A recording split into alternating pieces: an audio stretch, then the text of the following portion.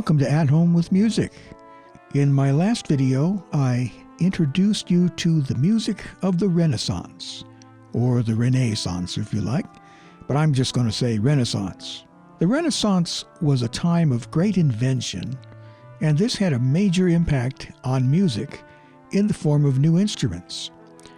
So last time we looked at the Renaissance era, the Renaissance period as a whole, talked about some of the composers, played some examples of their music, and this time I'd like to look at some of the main instruments associated with Renaissance music. So the first one I want to start with, and promise me you won't laugh at the name of this instrument, but it's called the Sackbut.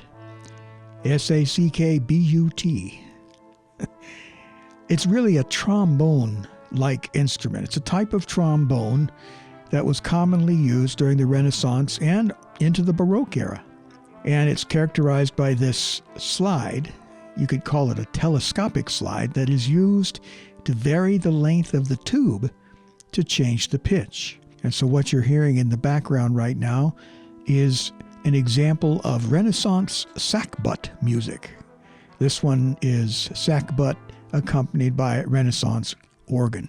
The next instrument is one with which you are already familiar, and that's the lute. The lute, as you may remember, is a plucked string instrument with a neck and a deep round back enclosing a hollow cavity, and usually it has a sound hole or an opening in the body.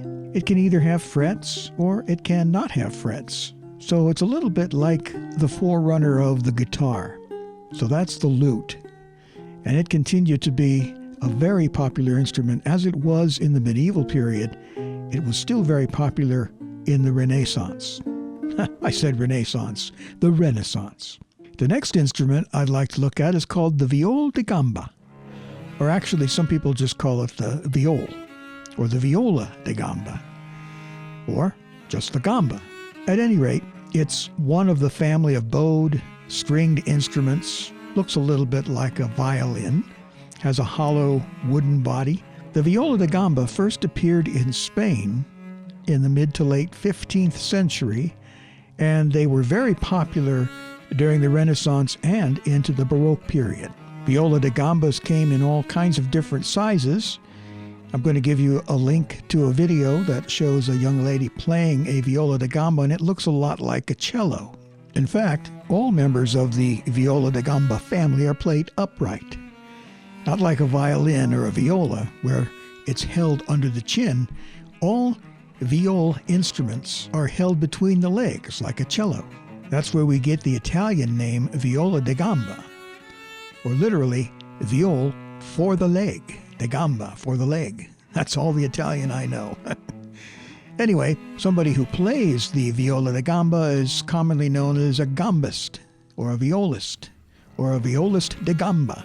Anyway, that's the Viola da Gamba. Now, the next couple of instruments that I'd like to highlight are very familiar to most people, those being the harpsichord and the organ. The harpsichord, as many of you know, is a keyboard instrument with strings, like a piano, but what makes it different is, unlike the piano, where the strings are struck by hammers, with a harpsichord, the strings are plucked by points of quill, leather, or plastic, which is operated by pushing down the keys. And it's chiefly used during the 16th to 18th centuries, and then of course it was gradually replaced or supplanted by the piano. I actually took harpsichord lessons when I was in college, but pretty hard to find a harpsichord in the average home these days, and so of course I ended up concentrating on the piano. And then there's the pipe organ. In the pipe organ, you have pressurized air that's driven through the pipes of various sizes to produce the musical tones. And most often, it was used as part of the church service. So maybe you can go into one of those old churches and see all these pipes. And of course, those are part of the pipe organ, and they can create a massive sound. They also had what are called portatives. These were like smaller portable organs with bellows operated by hand, kind of like an accordion, actually. Anyway, those are some of the main instruments of the Renaissance, and there are, of course, many, many more. Some of these are carryovers from the medieval period, and there are others like the hurdy-gurdy, the bagpipes, the crumhorn. You remember the recorder? We've talked about recorders. They also had harps, they had trumpets and natural horns. They even had an instrument called the serpent, which was this distinctive-looking thing, big brass instrument with a curved, snaking shape.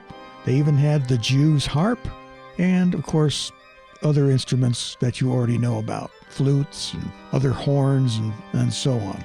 And they had drums and tambourines. YouTube has plenty of videos of music from the Renaissance being played on authentic period instruments.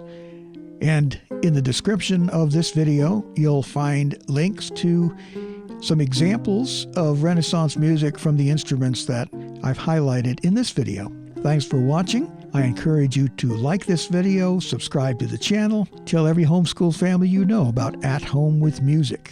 We have a lot of exciting things planned as we head towards 2022.